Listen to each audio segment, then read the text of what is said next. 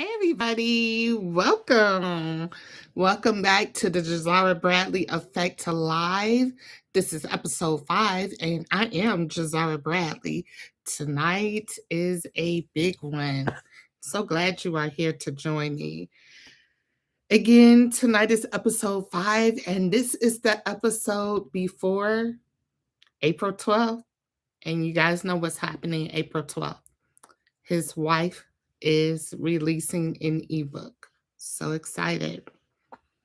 So tonight, as we get into the tension, the history, the characters, and yes, we are going to discuss. Everybody's been asking me about him. We are going to discuss Ivan Merritt. Yeah, for a long time, people have been asking me about Ivan, and we are going to discuss Ivan tonight. So let me start by beginning with talking about his wife and really what his wife is not. His wife is not a short little love story. It's not short and sweet and they run off happily ever after. So if that's the genre and the type of story that you like and you're looking for, you're not going to get that with his wife. His wife is very layered, it's intense. It's about history, power, access, money.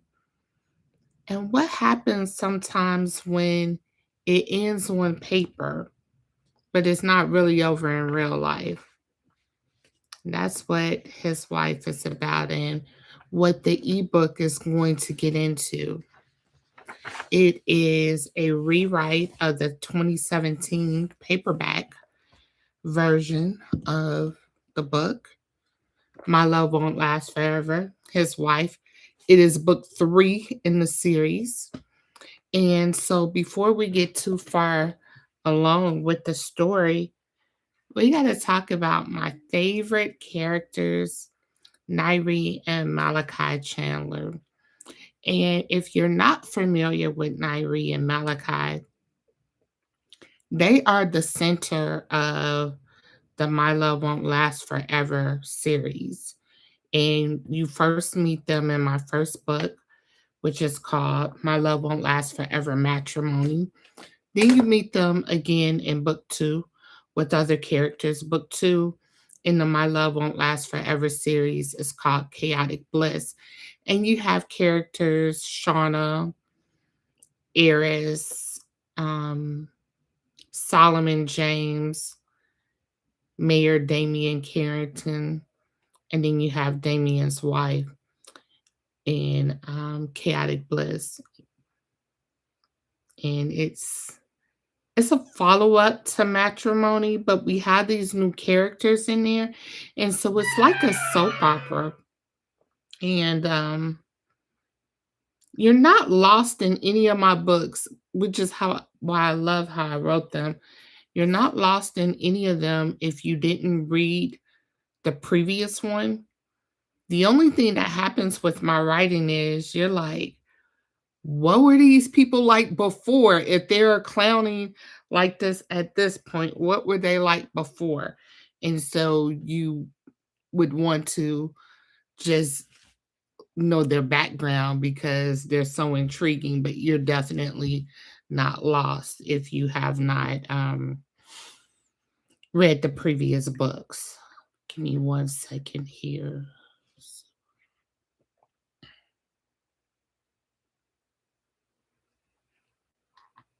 Okay. So before we even get into Ivan, and I know people love Ivan and they have questions about Ivan, but before we get into Ivan, we got to talk about Nyree and Malachi. And of course, they are my faves. So, first, let's deal with them. They got married fast, and then things didn't go well. Jen says she loves Ivan. Yeah, so Nyree and Malachi, they got married fast. They got divorced even faster. But the connection between those 2, that it never really left.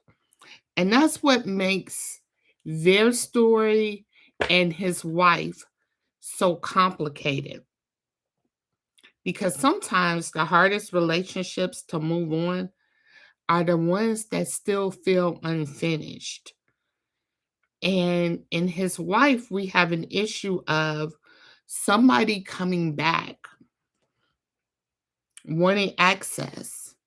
And so, if somebody were to come back into your life after that relationship was over and they wanted to have access to you, would you be available?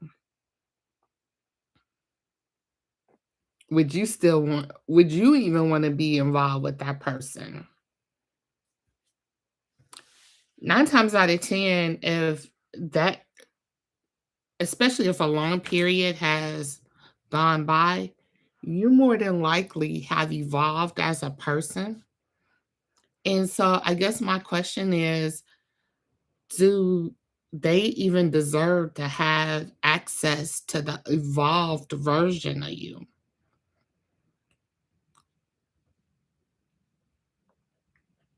Just because they come back and they want access, maybe. But if you evolved and you were not the person that you were when you were with them before, do they deserve access to you? Let's see what the chat says. It says depends on who the someone is. And sometimes we shouldn't spin the block. Absolutely. Yeah, I would say definitely it depends on the person who they are. Because sometimes maybe they weren't the problem. Maybe. But let's move into Ivan because I know people have been really wanting to know about Ivan. And you can feel free to put your questions in the chat for Ivan, about Ivan. What I need people to understand, even though the main characters and his wife are Malachi and Nyree, Ivan is a heavy hitter. And so Ivan is not an afterthought. Ivan isn't random. He is one of those characters who you're not going to forget. He's not easily to forget. He's a very memorable character for a lot of reasons. And his presence, he has presence. Even when he's not trying to, he has presence and he has weight. He has that kind of energy that just leaves an imprint. Whether you like him or not, he has an impact and he's just a dynamic character. You will see. In a lot of ways, he can be static, where he's just who he is and he doesn't change a lot. But there are some things about him that do change, that are dynamic. A lot of times they're subtle, but they are there.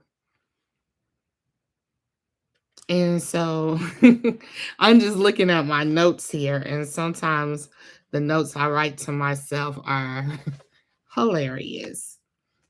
Um, Let me read them so you can know just what I'm saying. So I wrote a note here to myself that says, make sure you talk to the audience about Ivan and tell the audience who Ivan is. Because remember back in the day, they wanted to know so much about Ivan. They wanted to know how Ivan and Nyree met. What made her talk to him? What about him was worth writing? Wow, that's kind of mean. And I said that because now I'm going to get into the story behind Ivan. Ivan was someone that I knew in real life. So the character Ivan is inspired, as I said, by someone who I actually knew. And when I met this guy. I'll call him Ivan. When I met the real Ivan, it's gonna sound cheesy, but yeah. So when I met the real Ivan, he found out that I was an author, and he was very intrigued by that. And he said, "Oh, I had the story. My life story should be told. People need to know about me." And I was just like, "Yeah, okay." Yeah. And so he's like, "No, I'm serious. People need to know about me." All right. And so we spent several hours sitting down, and he told me his life story and told me things about him that was gritty, grimy, intriguing. And then things kind of went awry between Ivan and myself, the real Ivan. And I decided that I was going to write this story and that I would put Ivan in the story. And so when the book His Wife came out, the real Ivan recognized himself within the book, and he didn't like the story.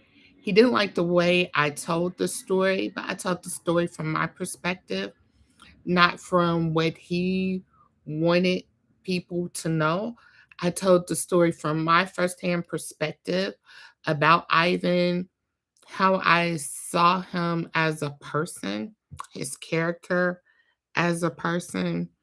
And I think I did a pretty good job. The fact that he recognized himself in the story. His problem also was that he wanted it to be all about him, and the spotlight was not totally on him. And so what I told him was, if you don't like the way I wrote the story because I told it through my lens, the way I saw it, you can always write your own book. And that didn't happen for Ivan.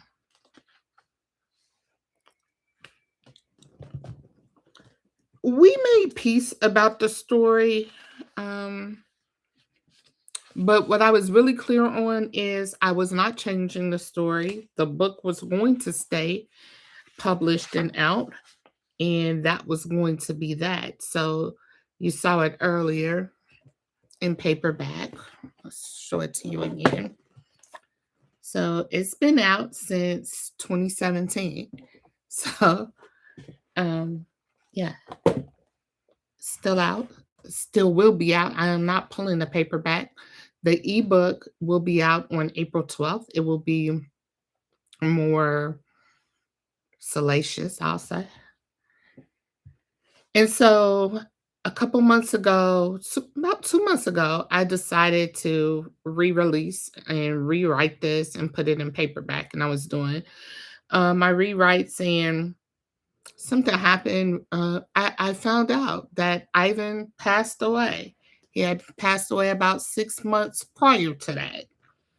And so this version for me really hits differently.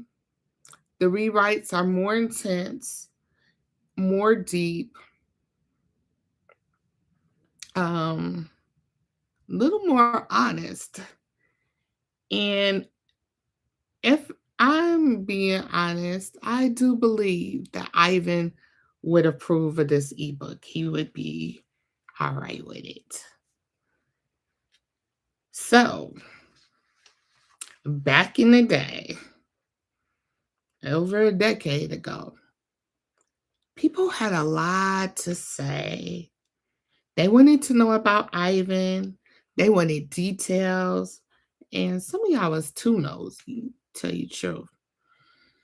Um, they wanted to know how we met, what made me want to talk to the real Ivan, what was real and what wasn't. And I heard all of that. You know, some people had a lot of stuff they had to say. And I heard your stuff even though you didn't say it to me, but I heard it. And I just didn't respond. Not directly to some of the things that people said. I put it in this book. And I chose to sprinkle a lot of it with some fiction because I am a writer. And I would never had a problem telling the story about Ivan. Here's where nosy people had the problem. I just wasn't going to tell it to you for free.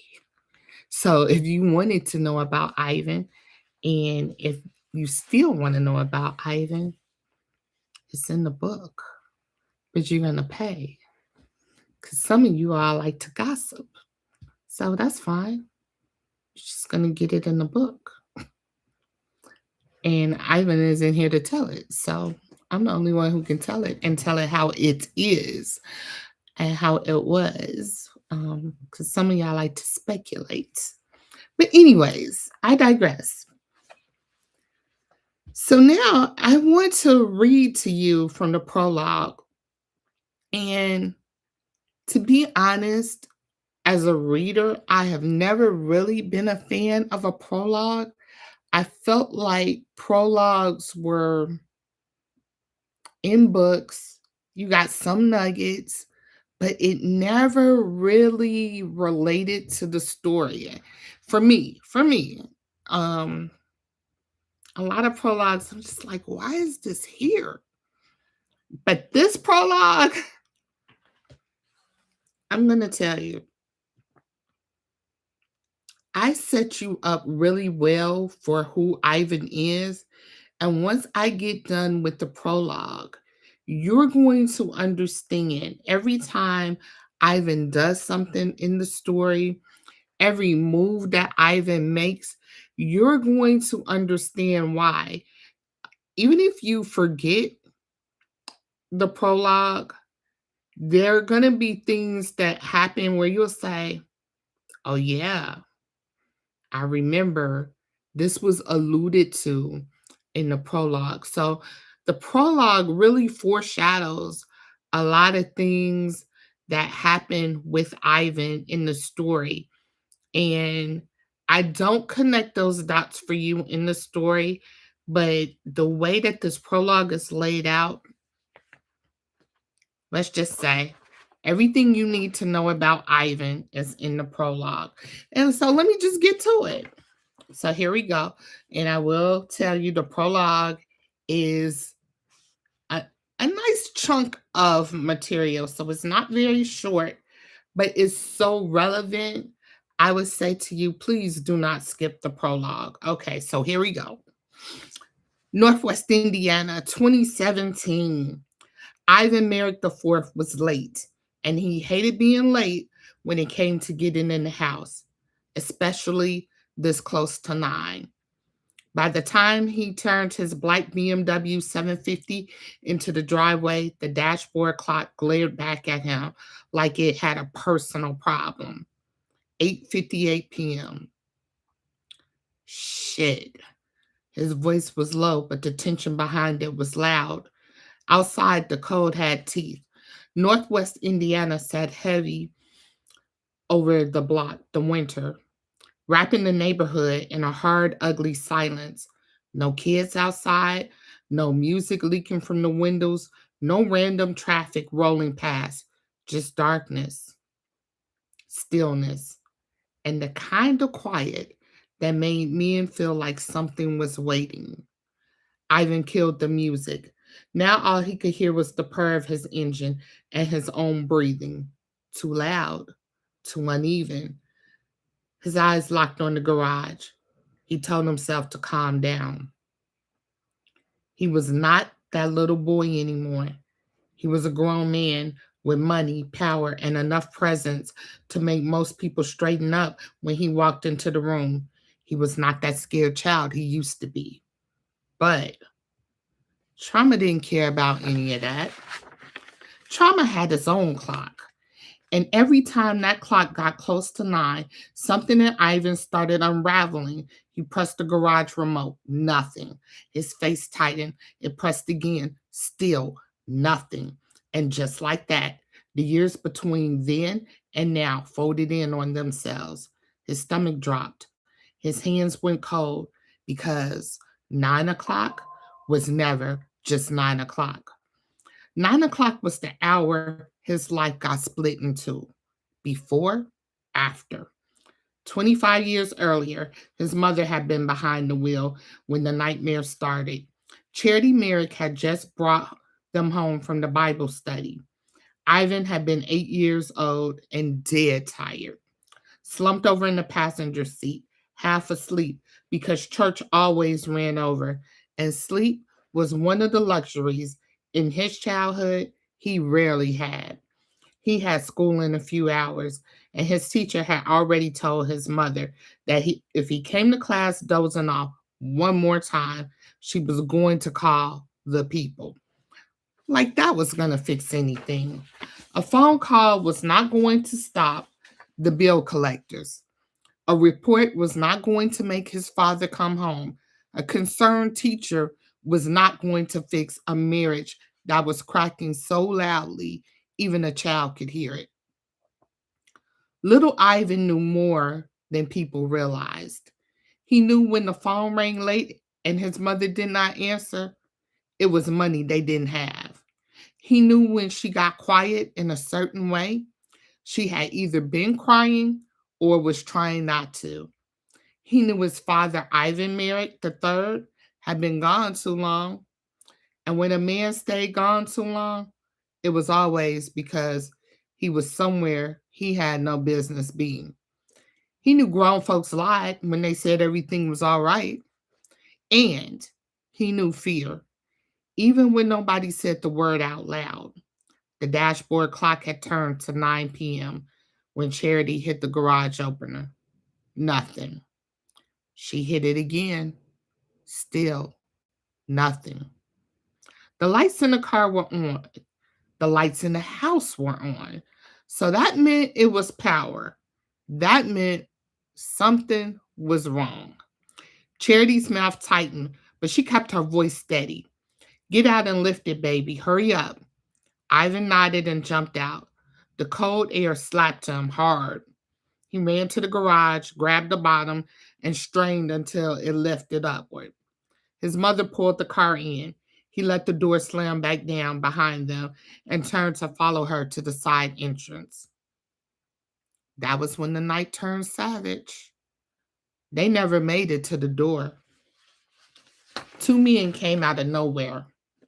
1 second, it was just him and his mother in the garage. The next second, chaos.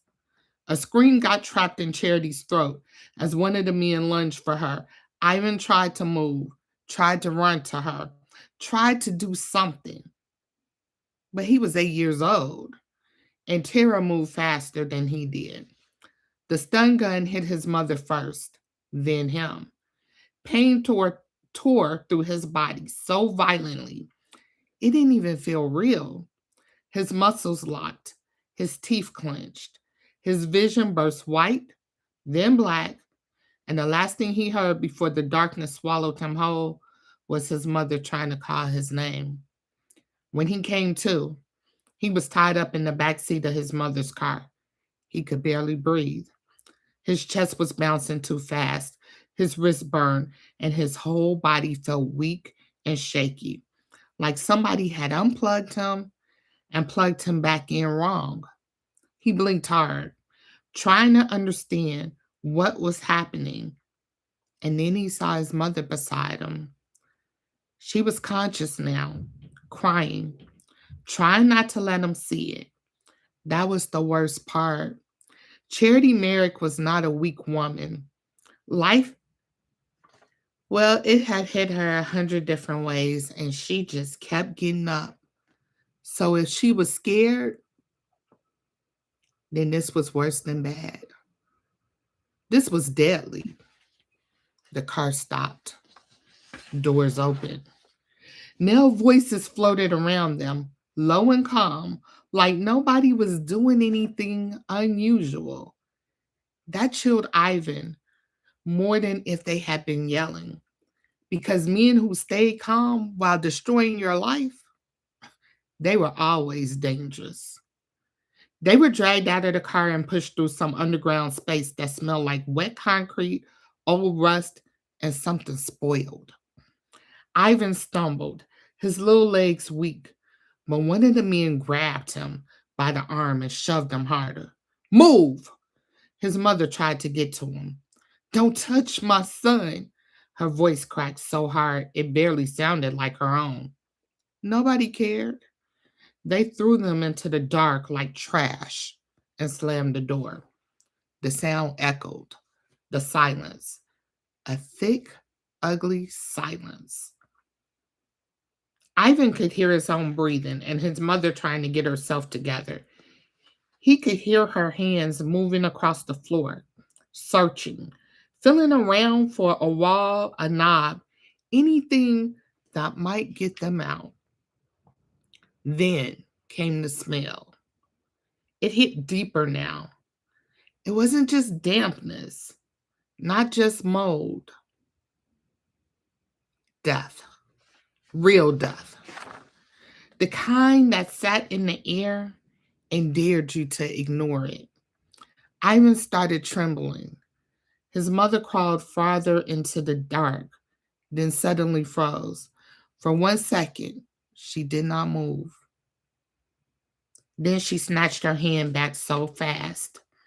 Ivan heard her bracelet scrape across the concrete. That was all he needed to hear. That was all he needed to know. She had touched something. Something cold. Something human. A body. "Oh God," she whispered. Little Ivan's throat closed. The crying came before he could stop it. Small, terrified sounds he hated even as they left him. Charity climbed and crawled back to him fast and pulled him in against her chest, holding him tight even though she was shaking too. Then she started praying. Nah, this wasn't that polished prayer they pray at church. It wasn't that. This wasn't her church voice either. This was the voice of a woman whose world just cracked wide open. "Yea, though I walk through the valley of the shadow of death, I will fear no evil." But she was afraid. And so was he. He clung to her and asked the question that had been burning through his little chest from the moment he woke up tied up in that car. "Is Daddy coming?" Charity went still. The silence said everything. Because deep down, Ivan already knew. This had his father's fingerprints all over it. Ivan Merrick III had done something, taken something, crossed somebody, maybe another woman, maybe another deal, maybe another promise he never ever intended to keep.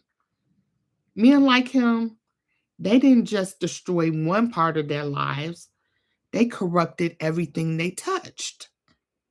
His wife, his child, his name. The men who took them had made one thing clear during the ride, during the rough handling, during the ugly little comments they made, like Charity and Ivan weren't even there. This was about dead. And if Ivan Merrick III did not settle it, his family was going to pay for it in flesh. Then the lock clicked. The door opened. Lights tore through the darkness. Ivan buried his face into his mother's side. But not before he smelled it. Cologne. Expensive. Clean. Sharp. Wrong for a place like this. Wrong for a place that smelled like death. The scent entered the room before the man did, and Ivan would remember it for the rest of his life. Long after faces blurred, long after names changed, long after he grew old enough to understand the kind of men his father had been doing business with. The man stepped in slowly, dressed too well for this filthy underground room, like he had come from somewhere where it had been warm and rich and civilized. But there was nothing civilized about the look in his eyes. He was calm. That was the part that made him terrifying. He wasn't angry. He wasn't loud. Hell, he wasn't sloppy. He was in control. He looked at Charity, then Ivan, then the corpse in the room, like it was just part of the decor. Your husband finally paid what he owed, he said, smooth as silk. Charity swallowed hard. Please.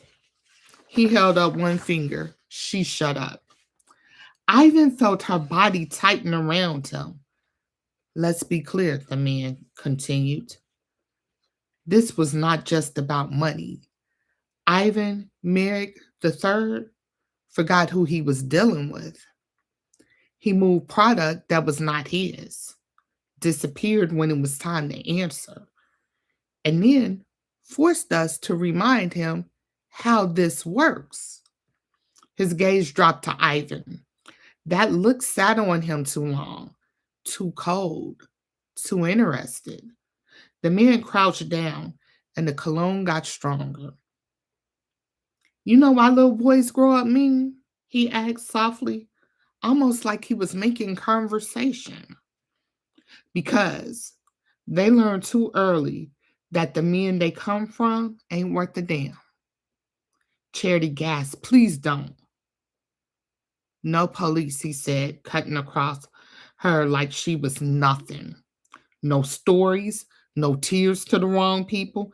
And tell your husband, the next time we have to send a message, we won't send it through you. Then he turned slightly, glancing toward the body in the darkness. In fact, he said, his voice almost sounded like he was bored. Next time, your son might not leave at all. That was the moment something inside Ivan hardened. Something young and soft. Something that still believed fathers protected families. Something that still thought being a child meant adults shield you from filth they created. That part of him died in that underground room with the smell of death in the air and his mother's prayers breaking apart in the dark. The garage door finally groaned open, snapping Ivan back into the present. He blinked once and pulled the BMW inside. His pulse was hammering, but his face gave away nothing. See, that was the lesson. That was the lesson trauma had taught him well. Never let the outside tell the truth about the inside. He got out, shut the car door, walked into the house. Alarm off, locks checked. Silence. Everything looked perfect. Too perfect. The countertops gleamed. The floors were spotless. The art on the walls set expensive and still. No broken windows. No signs of forced entry. No obvious danger. But Ivan knew better. The worst danger rarely looked dangerous at first. It looked normal. It looked familiar. Sometimes it looked like family. Sometimes it looked like love. Sometimes it looked like a woman smiling in your face while she was lying through her teeth the whole time. He stood in the foyer listening. The quiet in the house felt too much like the quiet from that night. And somewhere in Gary, Indiana, at that exact moment, another lie was getting ready to come apart. Another marriage was rotten from the inside. Another secret was creeping towards daylight. Another woman was about to learn that being the wife did not mean being the only one. Because in the marriage world, betrayal was never far. It stayed dressed up, it stayed nearby. And when the truth came out, it was never clean. Before this night was over, somebody was going to be exposed. Somebody was going to be humiliated. Somebody was going to remember that the Merrick name had never built anything but damage. And when 9 o'clock came again, it would not bring peace. It would bring hell. And that is the prologue to his wife. And that right there, that is why Mr. Ivan Merrick stays with people. That is why he is not a throwaway character. If you understand the prologue, which I hope you do, then you already understand a lot. And now you understand why Ivan matters to this story. And this is why his wife is even stronger in this version than it was in the 2017 version. The emotional tension is heavier, the stakes are sharper, the motivation hits harder. This is not just about who wants who. Because a lot of times when people look at his wife, they look at this story, they think it's about Ivan wanted Nyree. Ivan wanted a family. Ivan wanted this. Malachi wanted this. But this isn't just about who wants who. It's about who remembers who sees who correctly, and what happens when history and desire collide. So now I want to open this up before we close. If you have any questions about Ivan, you can go ahead and put those in the chat. You can go ahead and comment any questions that you might have now. So if you want to know where Ivan came from, how I wrote him, what inspired certain dynamics about Ivan, why he feels so real, any of that. If you want to know any of that about his character, go ahead and put it in the chat. So how old is Ivan? Oh, very good. Very good question, because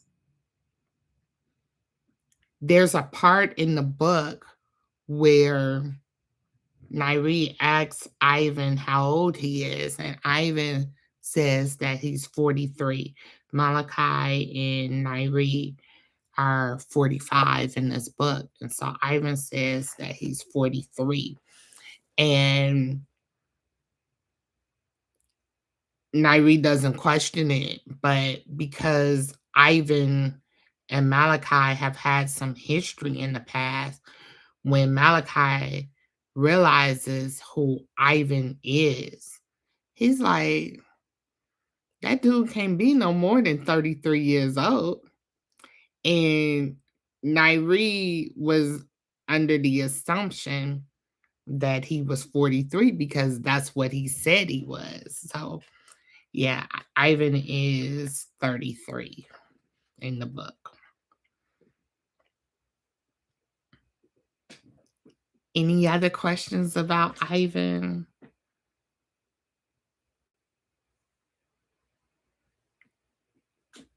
Okay. So, again, his wife releases on April 12th. And so tonight gave you a good glimpse of Ivan, because we talk about Malachi and Nyree all the time. So I wanted to give you insight into Ivan so you can understand a little bit more about Ivan and his background and how that shapes him into being who you're going to see him be in this book. So no more questions? Okay. Because now everything else has to stay in the book. You all had exclusive to ask questions, but everything else is now going to be in the book. So as we close out, I want to encourage you to read My Love Won't Last Forever, Part 1, Matrimony. If you're curious about the Nyree and Malachi dynamics, My Love Won't Last Forever, Part 2, Chaotic Bliss. And then we've been talking about book 3, His Wife. Jennifer says, can't wait for the release. I know, I'm still Working on the finishing touches, but it should be ready for release on Sunday in ebook. So very excited about that. The paperback will remain the same, but for the 2026 version that cuts deeper and is more edgier, it is only in the ebook form. And so I'm so glad to have been able to share with you all a little bit more about Ivan. And you already know that this is not the type of book to casually scroll past. Make sure you get it on release day, um, and start reading. You don't want to hear about Ivan and what's going on with Ivan and be left out of the conversation because you know how they do. They love to do the spoiler alerts and all of that. But thank you all so much for tuning in. Make sure you get his wife on Sunday, April 12th. Thank you and good night.